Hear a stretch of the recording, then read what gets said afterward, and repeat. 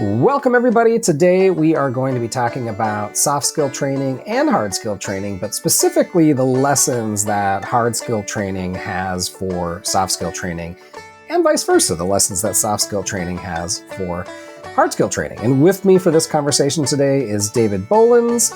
He is the leader of the Integrated Talent Development Group at Raytheon. Welcome, David. I'm so glad to have you here today. Yeah, thanks for having me. I'm excited to be on. Yeah.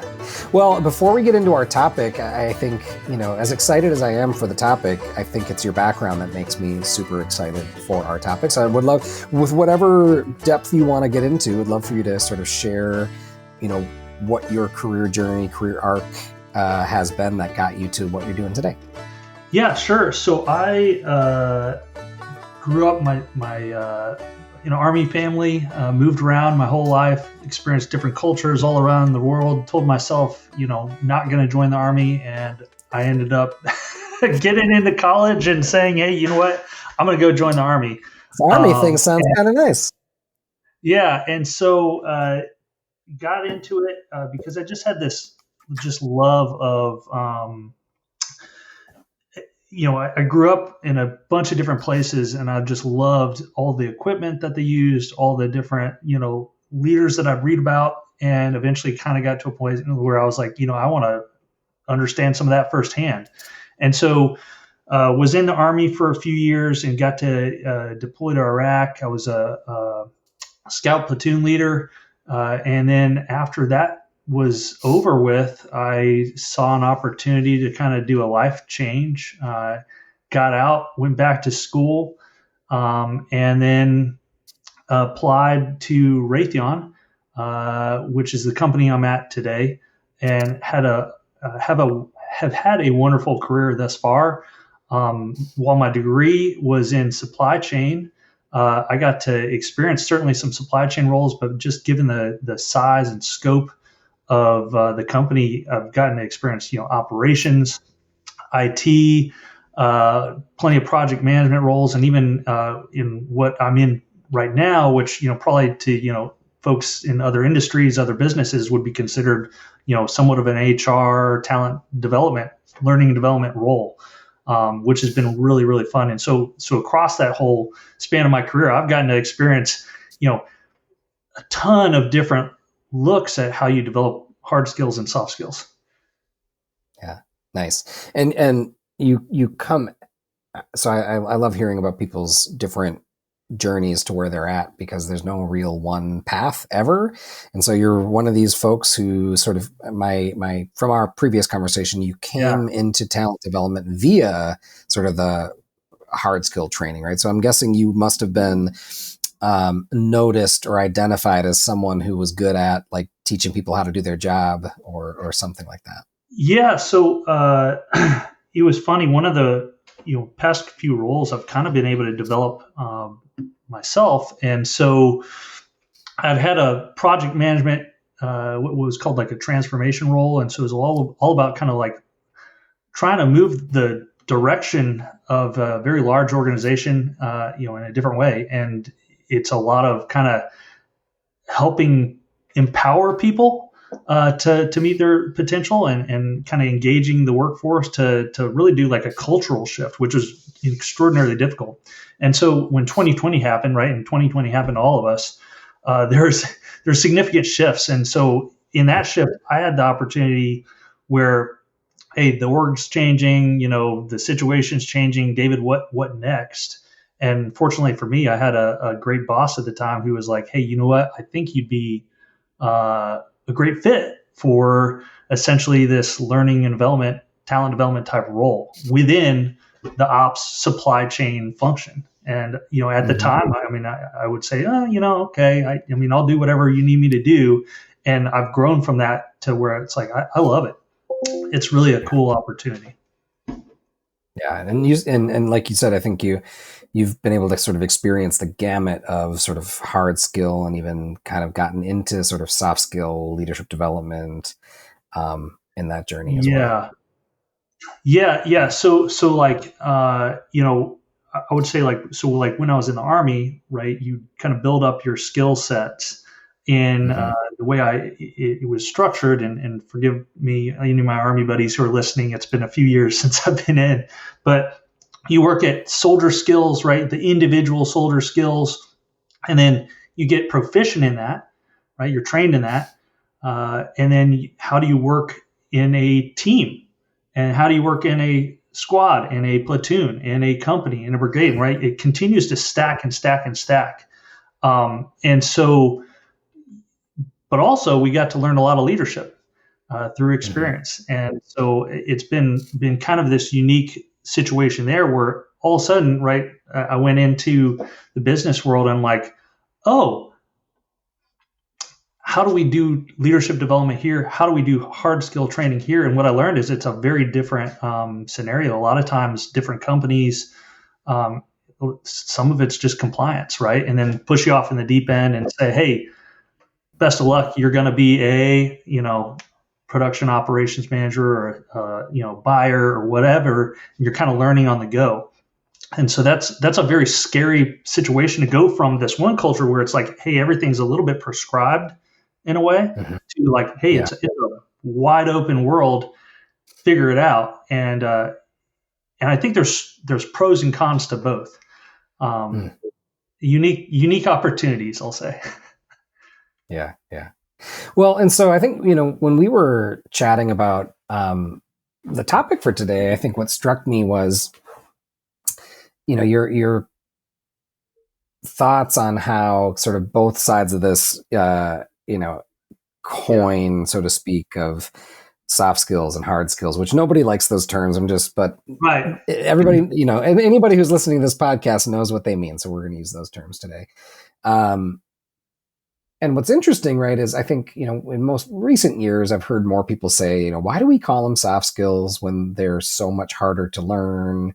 So let me start there. I'm curious, have you heard that saying, and what's your reaction? Yeah, so I was one of those people. I was kind of like, I think a lot of the soft skills are the hardest to learn. And I think Mm, it's there's a reason why there's a whole industry out there of people publishing books on mm, different styles of leadership, different ways to communicate, conflict resolution, you name it. And so it's really it's a wide world. And what's been interesting is in that soft skill arena, if you notice, the people who've been really successful in writing the books or doing the conferences or whatever, they start to structure it, right? Anybody mm, can say, hey, I want to get better at leadership. Cool. Well, what's that mean, right? And so on the hard skill side, it's a lot easier because it's easily definable. And so when you and I were talking earlier, um, I talked about a structure of like how do we break that out. So for those listening, right, like my team, and I'm very lucky. I have some very very very talented and smart people on my team. But we started looking at skills not just as hard skills and soft skills. We started looking at breaking out a little bit more into what we call like, and it's going to sound very familiar to many folks listening. It's people skills, mm, aka soft skills, or tool skills, or process skills. And it sounds very simple. It's a just slight tweak, but what we realize is when we break it out into those three groups, it gives us a little bit more bandwidth. And here's what I mean. So on the people skill side, yeah, that is probably going to be owned by like the HR function within a big company, right? It's the leadership, it's communication, it's how we want to, develop our people. mm, But then there's a middle ground where it's tool skills, and if you're in any industry, any company, you're going to have tools that are common that you work with. Let's just say SAP or Kinaxis or whatever, and mm, there's going to be those manuals that you have to learn and you have to know. But then you also have to kind of translate it into the language that's applicable to your company. And then the last skill, that's process skill. Hey, your company owns all of that, and usually it's the function that's on it. So, like for me, ops and supply chain, we fully own that. We architect that out. Tool skills, it's kind of half and half, and then people skills, it's a little bit. We try to rely on those other functions to help do that. Um, what's really challenging about all of that is you have to have kind of the end objective in mind, and it's like, what, structure or not, like, what's your end objective? So it's we've kind of gone down a little bit of a learning curve, but we've really found some benefit into thinking about it in terms of people skills, process skills, and tool skills versus just hard skills and soft skills. Okay, so we lost a little bit of a connection here, but let me come back to, you were talking about people skills, tool skills, process skills, and you were saying, people skills, we were sort of leaning on HR to say, leading, what is the, I'll pick on something like feedback. Do we have a specific way that we want people provide, or leaders providing people with feedback around here, right? So we're looking to HR to help sort of drive some of the people skills, and the process skills are owned by your function. So you were saying supply chain as an example, right? Supply chain processes, things like that, that's like solely owned by supply chain. And then the tool skills, my understanding from what you were saying is there's maybe some joint ownership there. Kind of probably depends on what the tools are. If it's a common tool like SAP, that's probably owned by whoever owns SAP. But I'd imagine in the functional spaces, right, if you're dealing with machinery, I guess that's maybe even a question for you. If you're dealing in kind of manufacturing machinery, the literal tools, that might be, it's a little bit more prescribed, owned by the function. Yeah, and I think so by breaking it down that way, it's at least a little bit more digestible. And then from there, what you find is that most organizations don't break it down far enough. So here's what here's what I'm saying. So like most companies or most organizations will say, hey, David, you're going to be a buyer, and here's the main stuff that you need to know. And they may give me a couple classes, and it feels good, but maybe it's not deep enough, right? I don't know from that training necessarily how to place a purchase order, or you have it. It's not telling me step by step what to do. And so there's this gap between like what a buyer is or what a sell lead is down to like, how do I do it? And so over time, our team, we use a lot of analogies. And so what we've actually figured out is, the training kind of stops at what we'll call the role level or the process level. And what we don't do is we don't break it down a few levels lower into like a task. Okay, great. You're a buyer who must place a purchase order. What's that mean? Right? What screens do you use? What tools do you need? How do you do it? What, like all this different sort of stuff that is helpful for the end user. And when you find out you break it down a few levels lower, it's kind of like Legos. Why has Legos gotten to be what it is? It's because at the very DNA level, ultimately, it's just a bunch of pieces that fit together. And we think about learning in the same way and our skills in the same way. You can start building like, hey, if David's a buyer, he needs all of these different skills, which then turns into skill sets, which then turns into competencies, which then turns into the role of a buyer, which then turns into a career of somebody in supply chain. And so if we think about it in that logical kind of building block way, the power of it is that each skill, now it doesn't matter if I'm a buyer. I can still take like, how do I place a purchase order and all the different tasks that go into that. Well, you know what? Our production control people need to know some aspects of that. Our material program managers need to know some aspects of that. Strategic sourcing group needs to know some aspects of that. And I don't have to recreate training for every single role. I just use that skill and I plug and play just like you would Legos. And so it's just kind of thinking through the architecture is what like we found to be so powerful. Yeah, nice. Well, and we were talking about, so I want to start with the part that wasn't as surprising to me, and then I want to get into the one that was maybe a bit more surprising to me from your point of view. Because I think as you're breaking that down, right, that makes tons of sense from a hard skill perspective. And I, as we were talking prior, I said, I'm guessing there's some lessons there that hard skill training kind of has to teach those Yes. who are designing soft skill training. So let's start there. Because my guess is part of it is what you already talked about. Have we actually broken? Let's even maybe it's feedback. I don't know if you want to, what kind of use case you'd want to use, but maybe it's providing feedback. Have we actually broken that down into the clear enough steps for people to truly learn and be able to implement practice? What are your thoughts there on the lessons that hard skill training kind of has to teach soft skill training? Yeah, absolutely. So I think there's a lot of different lessons, but like if we go down into a skill of like providing feedback, Mm-hmm. I would say, you know, it's such a target rich environment. We'll never get there, by the way. This is just kind of like what's our objective? What do we want to get?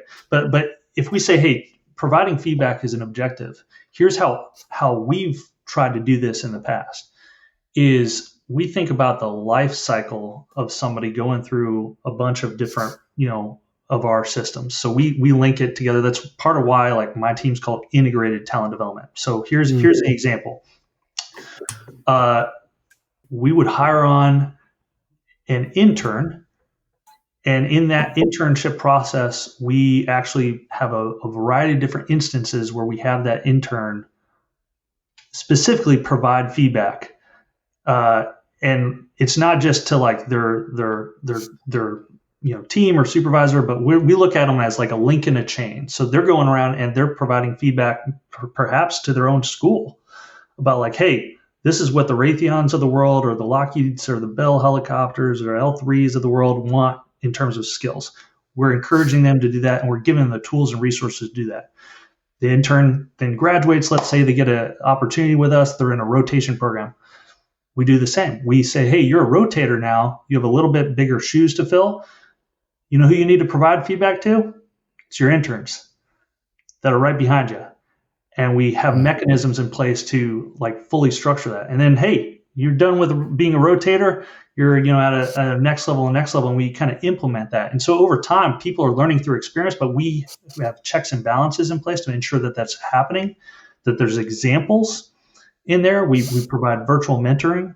Right, like as an example, we'll record somebody who's done feedback, maybe seen as the expert in feedback, and we link that to a skill in our system.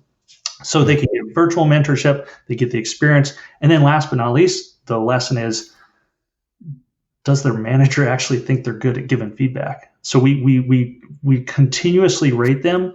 We continuously say like, hey, David's an intern and he says he's a master at providing feedback. Is that how you feel? And a lot of times the supervisor's like, well, they're an intern, or they haven't been. There's no way they can be a master at it, right?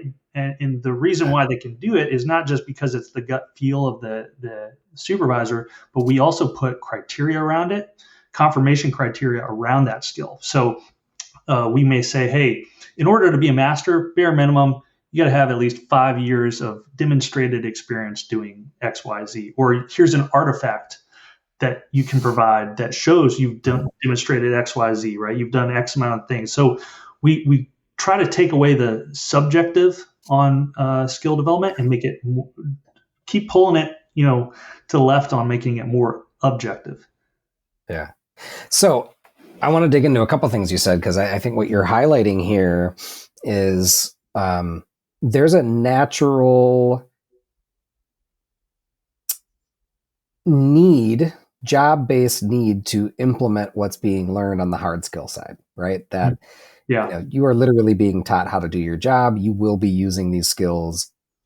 You will be using what we're teaching you, period. It's how you do your job.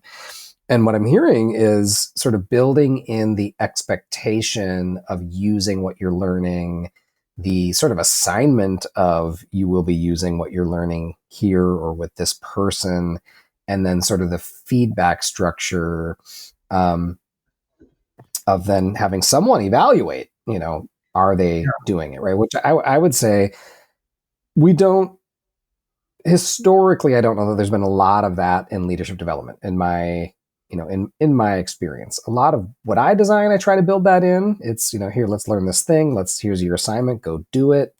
And then we will talk about, what you learned. How do you rate yourself? What are you going to do differently the next time? Right. Which is all about, how we learn, right? It's, Yeah. knowing what needs to be learned, caring to learn it, learning it, and then the final stages of doing it and being evaluated, right? So I would say if there's one, so if I'm hearing you correctly, it's one of the big lessons from hard skill training to soft skill training is you got to use it. Got to use it or else you lose Yeah, it. yeah, yeah. And Uh, yeah, yeah, go ahead. it's kind of like another analogy that we use a lot is a kitchen. So like I will go and I will talk to somebody and like, anybody listening, you can confirm I've never been to your house, right? Never been to your house, right? But Never been to my house. never been to your house. But I can also guarantee you, even though I haven't been to your house, that you probably have a utensil drawer in your kitchen. One or two. One or two. Spoons, knives, forks, you name it. I can also confirm that you probably don't have a cabinet that's just solely dedicated to making enchiladas. Fun fact: I have an enchilada cabinet. No, I don't. You're right. No, See, well, and enchilada. I had. It's funny. I did have one time where somebody was like, hey, I make okay, Actually, but for yeah, the most part, right? We don't do it that way. We break it out into where we have like utensil drawer, and it's by task. yep, It's yep, not by yep. the end state. And so I Yeah. always ask people, and we use that analogy all the time. It's like, well, why do we do learning any different? If all of us innately understand, right? If you want to bake a cake or make enchiladas or do whatever, right? You break out everything by task and then you combine them to achieve the objective, not the reverse. And so in learning and development, the more we can break those down into individual skills and define what skills are, Mm-hmm. that empowers you to really truly make anything and get better at it every single iteration. Just like, hey, the first time I bake a cake, maybe not so good. The 100th time I bake a cake, it's going to be pretty dang good. Yeah. So let's use, just for fun, let's use the feedback training analogy or use case for a moment, right? So that might be not just sort of showing someone here's the broader steps, but it's really breaking it down and saying, the very first thing is even just how you sit down with someone to engage in and sharing that we're about to have a feedback conversation. So let's really break that down and get clear on that, or even practiced on how do you just start the feedback conversation, Right. let alone then, all right, you've shared your intent to give feedback. Then maybe there's even the breaking down for someone with the like why you care enough to, let's also share why you care enough to give feedback, right? And Right. which is a critical component of like partnership, right? Like I care enough to give you this feedback because I want you to get better and I want to help, right? And then there's the whatever method, popular method that I've been using with a group that I work with quite a bit this year is the SBI model, right? The situation, behavior, impact model, right? So, walking someone through how to use that model. And then perhaps there's, well, how do you actually close down the conversation, right? And if you, as I'm kind of thinking through this here, right, there's components of this that could easily be pulled out and used in other Absolutely. contexts, right, Absolutely. as well. Heck, you can even go even further, right? Like timing, right? Is Mm, feedback best like immediately? Hey, I just noticed you did this. Like, let's have a quick discussion on that. Or, hey, I'm not going to say anything, but I'm going to do it all at the end of a year in one full like annual review, and it's going to be a surprise, right? Obviously, yeah. that's not that's not good, right? So like all of those things that you can teach people and break those out into little chunks, just like you said. Yeah. Yeah. It's so powerful because while we're just talking, breaking down the structure of skills for soft skills and hard Mm-hmm. skills, or what we're calling, people skills, process skills, tool skills, the real power of this is it's not just structure to have structure. It's truly, we want to have the right skill to the right person at the right time. And what's all the rage these days, right? It's AI, right? Mm-hmm. We thought you could get through a whole podcast without saying AI once, right? But like, it's truly right, using the chat GPTs where you can go in, you ask a question, and you get an automatic response. That is all happening because you have that, and it's successful in companies when it's on top of structured data, Mm-hmm. right? That's maintained and accurate and all that sort of stuff. And it's that's why it's so important, because when you have that, you can increase time to productivity. You can literally drop me into a role, and Mm-hmm. if I have the answers in the right context with the right standards, right skill, right person, right time, you have an agile workforce. You have a confident workforce who can essentially take on any challenge, regardless of whatever's coming. Yeah, love it. So let's go into the other side, and we haven't had this conversation. And when we were talking about planning, for our conversation today, I was like, "Ooh, that sounds interesting. I can't wait to hear about that." So you had also said, well, because I guess intuitively to me, I was like, well, I don't know what soft skill training really has to teach hard skill training, like in my head, right? And you were like, well, actually, I have some thoughts on that. So I'm really curious, what are your thoughts on that? What are the lessons that soft skill training has to teach hard skill training? I think you have to understand. It's kind of like back to the baking the cake example, right? Mm-hmm. You can have, I'll use maybe an example that I'm more familiar with. I love to smoke meats. I smoke, pork butts. I will smoke You're in briskets. Texas. You have to do brisket. There we go. You have to. You have to. You got to smoke. I smoke turkey for Thanksgiving, right? I smoke everything. But what you'll notice is like anybody can take the process, and you can say, hey, turn it on 250, add these ingredients, X amount of time, right? Like, and you go through it, and you might get different results, even though everybody's kind of following it the same. And what that is it's just time and experience where you kind of learn like, well, okay, the temperature's out a little bit differently, and there's a stall thing where maybe there's a trick to get through the stall that you got to wrap it in tinfoil, and just like the tips and tricks of the trade that you just develop over time. And what I think is unique and can be leveraged in the hard skill thing is, yes, while hard skills are very much like, a little bit more process and structured and everything, there's the nuances that you can certainly glean from the soft skill side of the house that are just gained with experience and a little bit of flexibility. And, hey, we don't want to teach people necessarily what to do. We want to teach them how to think. And so that's been a critical thing for us. Like, we don't want to take away that critical thinking throughout the whole process. We don't necessarily want to create a work instruction and be like, hey, while helpful, we want people to understand the larger context. And so just that's a big thing that sometimes can be missed when you get so wrapped around the axle of like, hey, I know I have to, complete X process or do X job. And you forget like, yeah, but throughout that whole thing, it's good to understand maybe the intent of why you're doing it. I'm a big intent guy. And so just infusing intent into all of this stuff and saying, hey, well, why? Why are you doing this? It helps force the workforce or the employee to think and maybe come up with a better process in the interim, right? Because like, hey, they understand, yeah, I can follow these 10 steps, but oh my goodness, why am I doing these 10 steps? Why not shave off the last 2, because we can still accomplish what your intent is with 8. And now we've saved a bunch of, the company time and money, and maybe increase the quality of the product. You name it. So that's one big lesson that we've taken. That's interesting, right? Because I think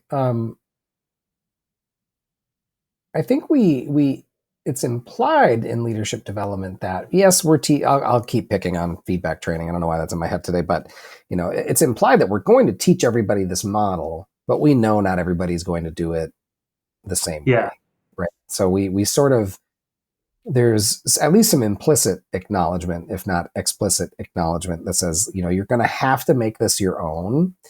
And it'll get easier over time. You'll come up with your own, probably even your own method over time, right? So what I'm hearing you say too is, it's also building, to your point, right? If steps A through D were supposed to be done exactly the same, no ifs, ands, or buts, or deviations, then it's probably also ripe for automation if it Right. can be, right? Right. And That's just a so work if you have a, instruction. Yeah. Yeah. yeah, if you have a human involved, right, and you're not automating it, clearly there's a reason, and probably some of that reason is what's in our what's Yeah. in between our ears, right? So part of what you're needing to teach people is pattern recognition and problem solving from a general perspective, so they can say, well, I know this thing, here's this problem I'm facing, it looks a lot like this other thing, right? Interesting, maybe I can just apply this same approach over here. It's well, and you know what's unique is, and we just kind of, I mean, I wish I could say I searched it out, but I just stumbled on it a few months ago. I mean, actually, about a year ago on LinkedIn, but it was like the World Economic Forum, the future of Mm. jobs. Right? There's a whole report, hundreds of pages, tons of stats, and it's just all that you would ever need to know about industries, skill development, what it looks like. And an interesting takeaway based on what you and I have just talked about is it says, hey, here's what today looks like, 2025, and what do we as this group of experts think 2030 is going to look like? And you want to know the number one skill for 2030. It's actually the number one skill that's today, and then what's needed is analytical thinking today, and then AI and big data in 2030. Mm. And so the linkage there, I think, is right in L&D's wheelhouse, where it's like, hey, we need to teach people how to think today. And then how does that thinking translate into, well, how can we leverage this at scale? Just further empower the human experience to again, tighten that OODA loop, the decision-making loop, to say like, okay, what used to take me 2 weeks to understand how to do X, Y, and Z, now it may take me, a minute, because I can just type it in and I have, based on the structured data I have in terms of all my skills, here's exactly what I need to know how to do and when to do it. And oh, guess what? Because we already know the role I'm in and the tools I use, I've already taken that training and had those experiences and had that feedback 6 months ago before this problem even came up. And it's an exciting time, I think, to be in the field that we're in, right? And helping leaders equip their workforce to truly, like, just kind of lean into this all the changes that are going on in the world. Yeah, it's a wild time. So part of it, right, is the from what does soft skills have to teach hard skills, right? Part of it is the pattern recognition, the probably willingness to deviate from process, and knowing when and how. Part of what I'm hearing you say as well is the adaptability component, right? Which is maybe that's kind of undergirding everything anyway, and I'm just throwing the umbrella over it, which is the ability to adapt. Or the need to adapt, right? So are there other things that you see soft skills getting right, and how we do soft skill training over here that we need to be thinking about in hard skill training as well? It's tough. I would say that the biggest thing I've experienced is like what we were saying, hard skills, right? You can probably tie those to business value in some sort of way, shape, or form. Just like you said, hey, if I can really structure this, I know the amount of data or the amount of money that cycle time takes, or the quality that's going to impact, or you name it. Soft skills, not so much. But if we think of soft skills in terms of like, well, it's a force multiplier, Yeah. right? Anybody can do process X or process Y, but if we really tie that and think of it in through business value, like you get a really good leader or a great communicator or an incredible change agent. I mean, that's Yeah. the sky's the limit. So just structuring it in a way that truly makes sense is I mean, it's going to drive results for your company. Yeah.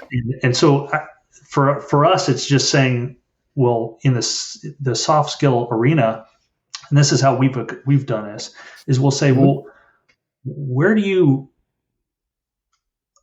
consistently see the need, as an example, for soft skill implementation?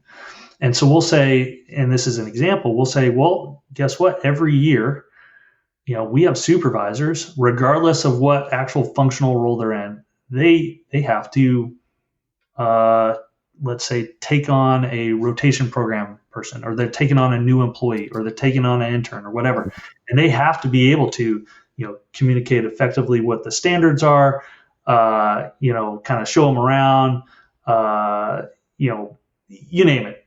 There's a ton of Hmm. different soft skills that are embedded in that, but we can structure that again, those skills into a skill set into a role, new employee supervisor, and then build that Hmm. up. And so now it's just on repeat every time somebody gets a new employee. Oh, I'm just going through this process, and soft skills are structured in a way that you know I don't even have to Yeah. think too hard. It's like, oh yeah, I remember.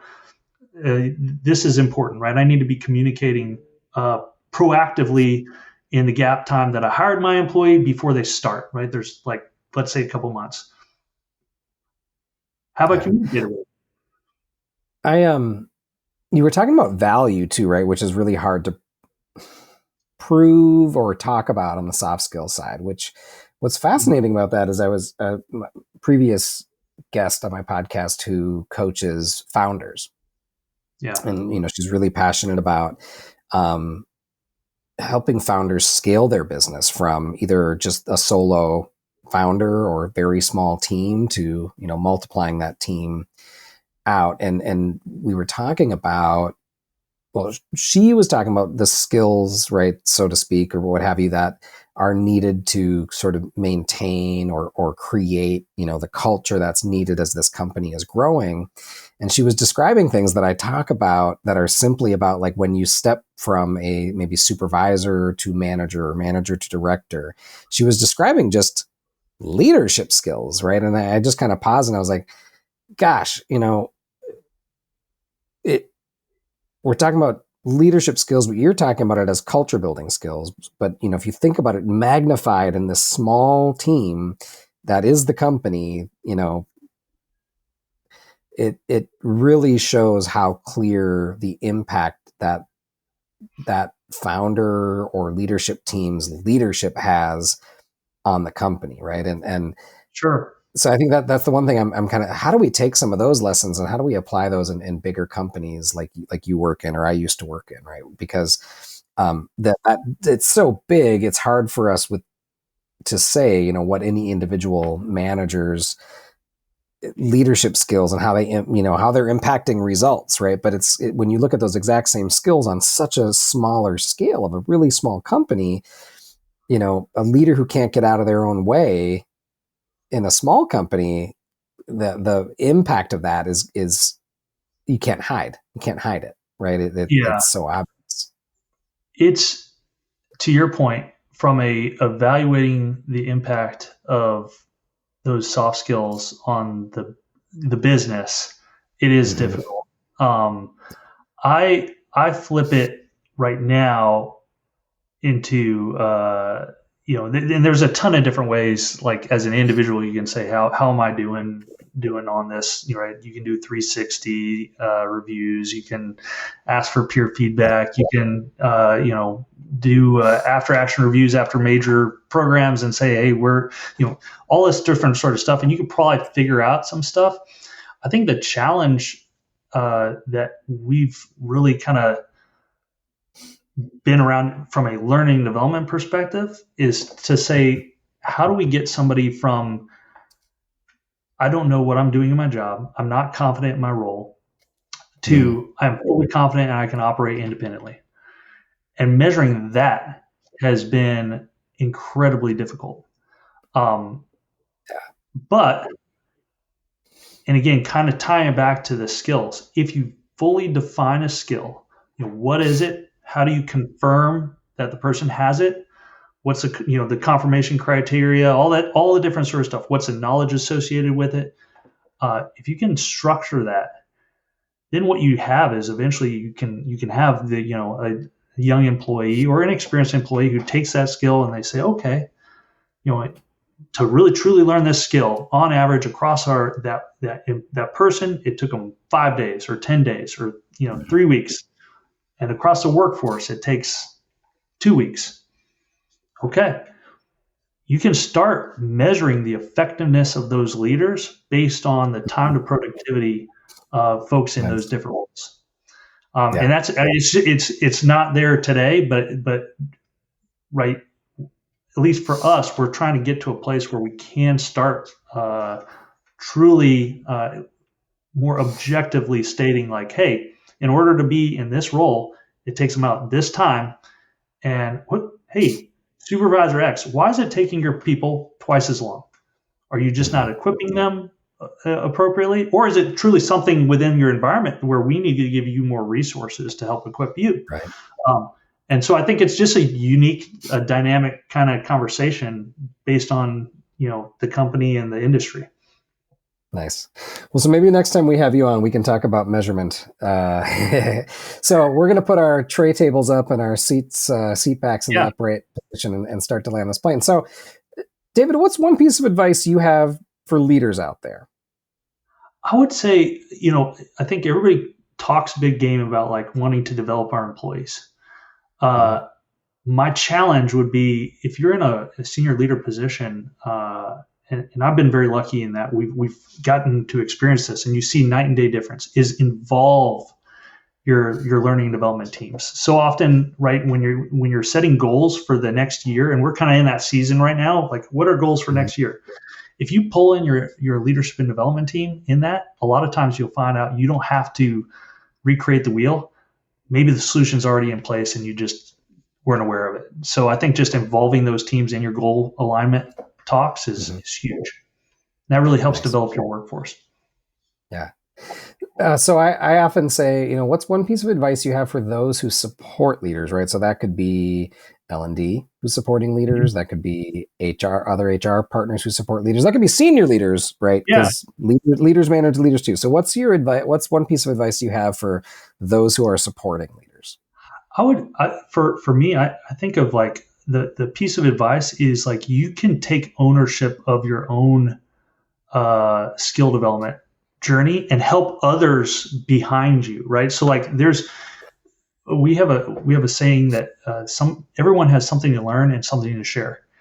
And so here's an example, right? We can have an intern who at the very end of their internship will say, what's the one thing you wish you had known at the start of your internship that now you know at the beginning? And we actually encourage them to create their own 2-minute video on it and post it, and we align it to a skill. And so, hey, the next intern that comes the next year, they don't have to figure that out the next time. And so I think just supporting leaders is like saying, hey, raising your hand, I didn't understand this. Would it be okay if this doesn't exist, that I help create kind of a quick instruction and help the person behind me?